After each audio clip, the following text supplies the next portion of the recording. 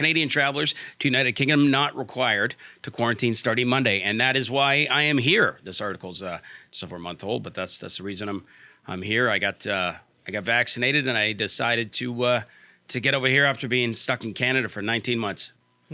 I suppose I see John's writing a note. You should probably introduce yourself again because of the YouTube clip, because this will be... Oh, yes. YouTube. Yes, my name is Byron Bertram. I'm a comedian and actor from Canada, and I'm over here in the UK. I love it here because Canadian travelers to the United Kingdom are not required to quarantine starting Monday. This article's from just over a month ago, but decided to bring this up. That's kind of the reason I'm here. So is this like one of the few countries you can still visit from Canada? Kind of. It seems much freer here. It's on the green list. I've been vaccinated. I had to take a test before I left, and I had to take another test here, and you got to pay for it. So that's another thing about COVID, where it's just like, do we take this seriously? It also seems to be a bit of a shakedown too. And then they're giving you options of the COVID test too. They're like, if you want the premium COVID test, it's $250, and if you want, it's like, I don't care how the quality of the test, just let me in. Can you pay to get positive or negative results? Because, I mean, that'd be useful. That would be useful, wouldn't it? Yeah, so no, I guess I don't know if you could do that. You have to pay a lot more for that, I guess. But the reason I'm here is COVID in Canada, it's still, I'm a comedian, and there's so many shows that are still being canceled or partial capacity or, the mask mandates. We have the COVID passport in Canada. You don't have that here. The COVID passport it's kind of crazy.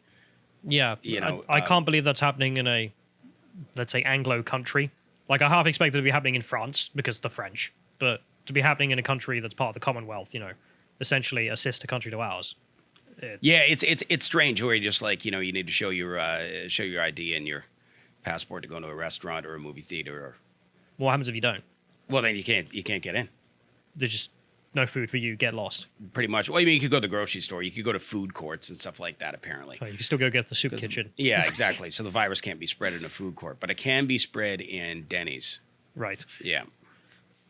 Oh, you don't have Denny's over here, but you can be spread in like any sit-down kind of like restaurant, apparently. But it's so random just in the mask mandates, too, where you need to wear a mask. Unless you're eating, then you don't need to wear a mask because the virus has table manners. Wait for you to take your sips. Yeah, and then a lot of times at 10 o'clock, like last call's at 10 because COVID comes out at 10:01 with a hockey stick and an attitude. I don't know if you saw the solutions people had for that, because on the trains here, there was a period in which they were like, yes, you must wear your mask on the train unless you're eating or drinking. Yeah. So then people were like, okay, can of Pringles, and then just for the entire train journey, just one. Yeah, very perfect. slowly eat Oh, the thing, totally. or just very slowly take sips from the water whenever just someone's nursing looking. your water. Yeah. Yeah, exactly. One solution. It was like that in film sets, too. It's like that in film sets in Canada as well. So they'll be like, quiet on set, no, wear your mask. And then you had to put a visor on, too, when you're around more people. And then take off the visor, okay, and cameras rolling, take off the mask. It'd be like, because the virus respects quiet on set in Canada. I also love the idea that you're going to have little red marks everywhere whilst you're trying to film. Yeah. Like people wearing it tight and whatnot. It's the equivalent of like filming a pornography, and it's like, wear a condom. All right, camera's on. Okay, take the condom off. Doesn't make any sense. Yeah. Isn't working. Yeah, so it's very bizarre. There was a brief period in time in Canada where I was on set, and for 7 weeks we didn't with the mask mandate was gone for 7 weeks, from July 1st till near the end of August. Like almost the whole summer, we got away from just raw facing it. It was glorious. And then I was on set, and there was like cast and crew don't need to wear masks, but if you're background, you need to wear a mask because apparently the virus respects the class system. Yeah, the plebs have to wear it, but the on-screen don't. Yeah, exactly. Yeah, I mean, we saw this at the Met Gala as well. I'm sure you saw that with like AOC not having to wear it, but the person behind her picking up a tail or whatever. Yeah, the plebs literally had to wear the damn masks, or any of the Democratic lunches they keep having. Yeah. So the reason I'm over here too is like I'm in full capacity shows, full capacity everything, and I'm like, oh my God, this does feel as normal as life has been before COVID.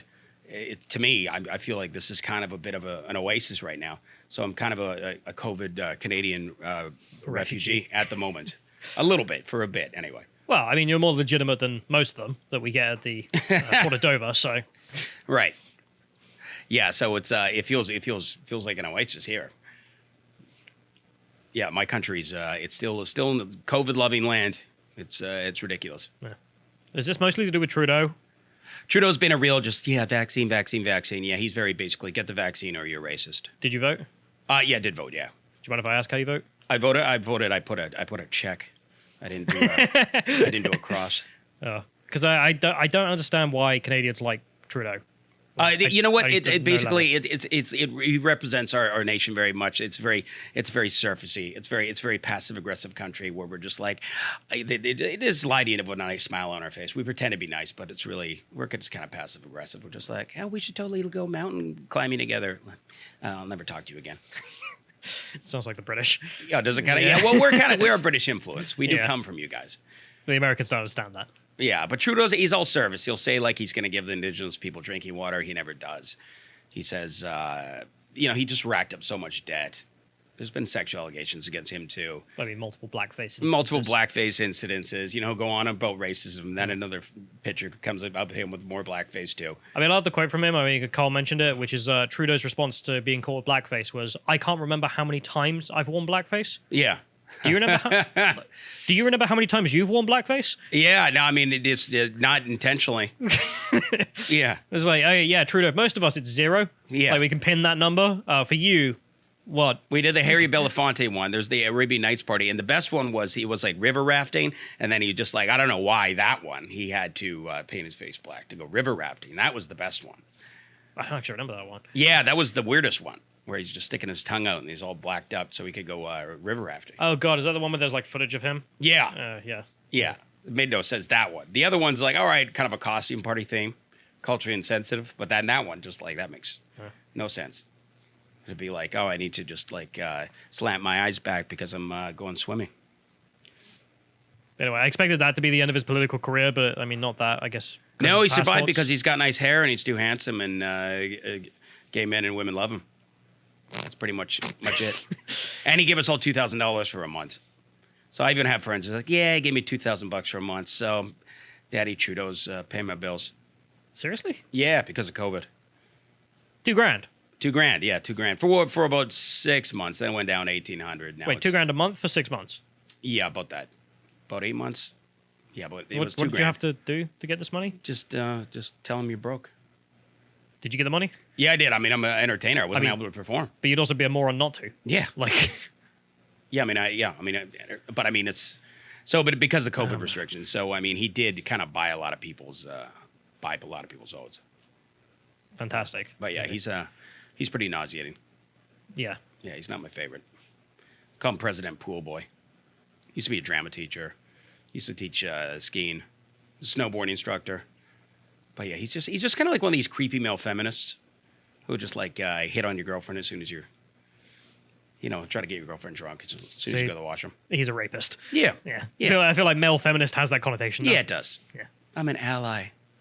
Yeah, whatever. You can't be left alone with women. No, exactly.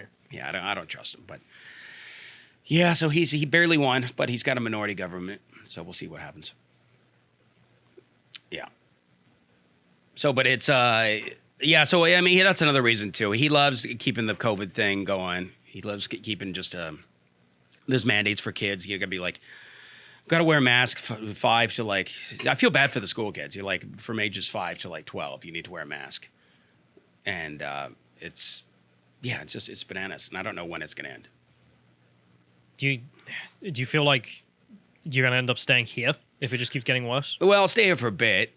I'm gonna go back sometime around December and that, but I'll stay here for a little bit. But yeah, it's just good. This is a good time to get out of there for a while. But it's such an uncertain time. You never know what's going to happen, what's around the corner. Hopefully, restrictions will ease more. But man, it's great to be out of my country. Well, I don't blame you. I mean, yeah, vaccine passport's here. I wouldn't feel comfortable being here either. Yeah, I feel bad. You know what sucks about the vaccine passport too, because like they don't even similar to Southwest Airlines where. Like, if you had the virus, they should just be like, all right, well, you got the antibodies. You could show that you had the virus. So if you're not vaccinated, that's fine. We recommend you get vaccinated, sure. But if you already had the antibodies, then, you should be able to get on with your life, like, vaccinate people too. Mm.